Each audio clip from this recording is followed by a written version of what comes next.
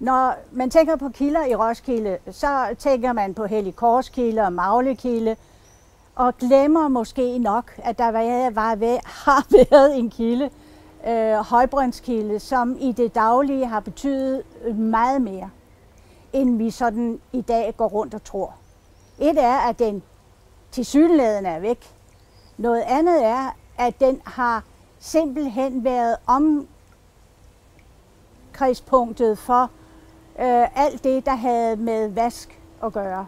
Ligeså vel som man havde Blegepladsen, så havde man her omkring Højbrønd den officielle tørreplads og vaskeplads.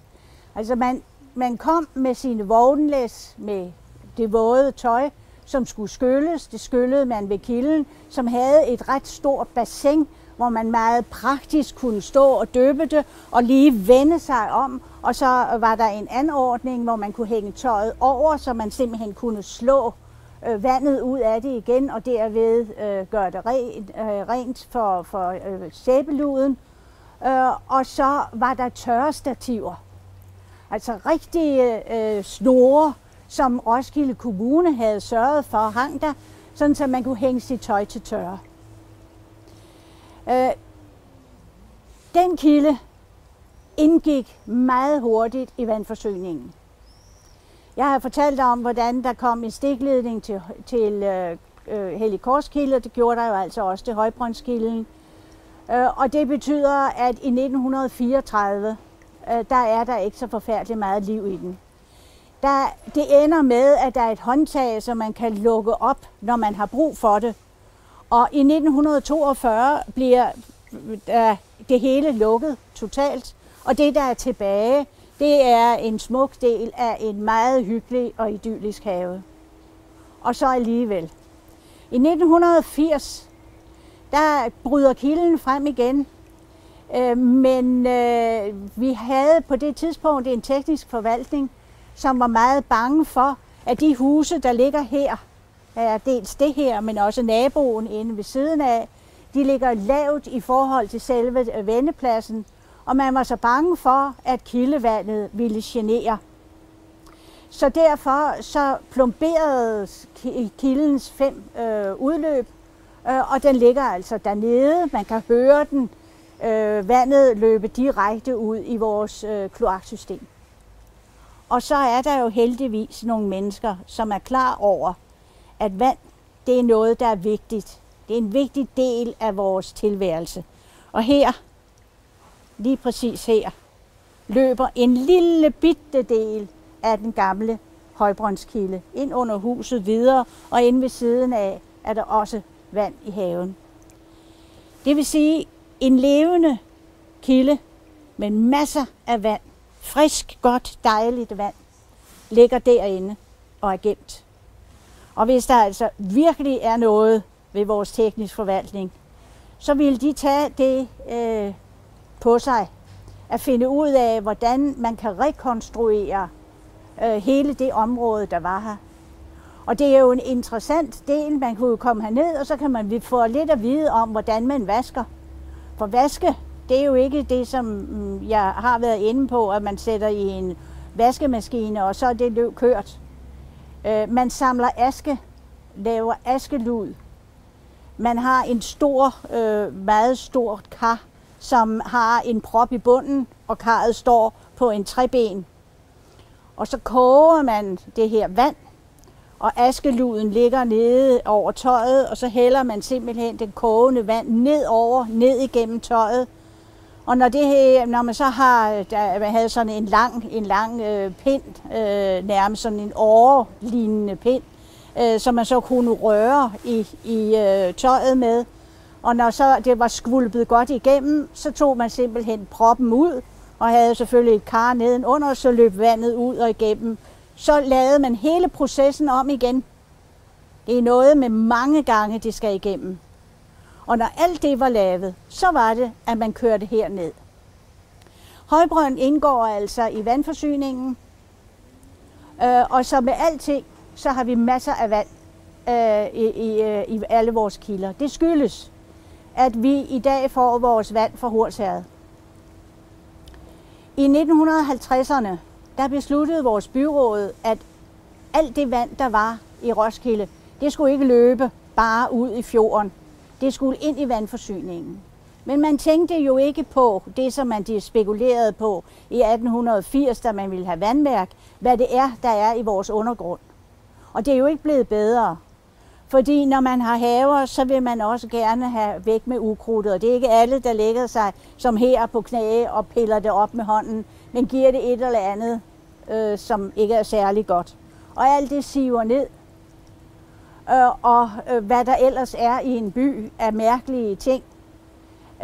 Og alt det ryger ned i vores undergrund, og det betyder, at det vand, der ligger under Roskilde, selvfølgelig ikke er 100% rent. Det er ikke farligt. Man kan drikke det. Man kraperer ikke på stedet. Jeg plejer at sige, at det er noget meget godt med en lille whisky for en sikkerheds skyld ved siden af, men det er sådan mere for underholdningen. Men som sagt, man var klar over, da vi kommer der omkring i slutningen af 60'erne, at der er noget galt. Det er endda så galt, at vi får kolibakterier. Man tror, det er toppens toilet, der er skyld i det. Det var det ikke. Det var ganske enkelt undergrunden, der gav forskellige ting fra sig. Og det betød så, at alle boringerne blev lukket, og vi altså som sagt får vand fra Hornsherred. Det betød så, at alle kilderne i en periode på cirka 20 år havde været uddød. Også Maglekilde. Og det havde så igen det, at da vandet kom tilbage, så kom der vand alle de forkerte steder. Pludselig var der vand i kældrene. Pludselig var der vand i kilderne igen. De gik jo nogenlunde smertefrit, og dog ikke. Klosterkilden overlevede med knap og nap. Det er en stigning på cirka 2-3 meter af grundvandet steg, da vi begyndte at få vand fra Hornsherred. Så der var mange vanskeligheder. Men hvorom alting er, der er jo ingen vanskelighed ved at lave noget rigtig smart her, for at sige det på den måde. Jeg ser for mig et lille sted, hvor kilden er fremme, hvor man kan smage på vandet, hvor man samtidig kan få lidt at vide om, hvad det egentlig betød at vaske. Og hvorfor at det er, at de unge piger i deres kister havde 26 håndklæder og 837 servietter og den slags ting. Fordi man ganske enkelt kun vaskede 2 gange om året, så der skulle noget til. Området her mellem Store og Lille Højbrandsstræde kom til at se sådan ud, som det gør nu, altså en vendeplads i 1943. Og derved var alt, der havde med noget med Højbrandskilden at gøre, væk. Men hvis man står her og lytter lidt, så kan man høre, at nede her i kloakken, der løber den. Bortset fra det, som vi jo ser nede i haven. Men her er den og klukker. Det var altså i området her, at Roskildes damer kom. Det var selvfølgelig de bedre borgere. Det var ikke alle, der var så omhyggelige med deres vask. Men ellers var det altså, når man havde vasket derhjemme, havde fået det læsset på en vogn, så var det herned, og det var her, det foregik. Og så gik sladderen, og det var her, man fik det hele at vide. Oprindeligt, der havde man jo nogle klemmer, der sådan ligesom var sådan hen over tøjsnoren. Men så er det, at vi har en herr Hansen, som boede i Hersegade, og han finder ud af noget helt genialt. Han finder ud af det, der hedder en fjerklemme. Det er den slags klemme, som vi bruger i dag. Og den har han patent på sådan i begyndelsen af 1900-tallet, så vidt jeg husker. Og han flyttede til en fabrik. Han lavede en fabrik og flyttede, først var det i Hersegade, og så flyttede det ud på Ringsted vej. Og den er blevet revet ned for nogle år siden. Men det er en Roskilde-opfindelse med den klemme, som vi alle sammen bruger. Ja, nu er det jo plastik og i forskellige farver og så videre. Men oprindeligt var det jo en træklemme med denne her fjer i.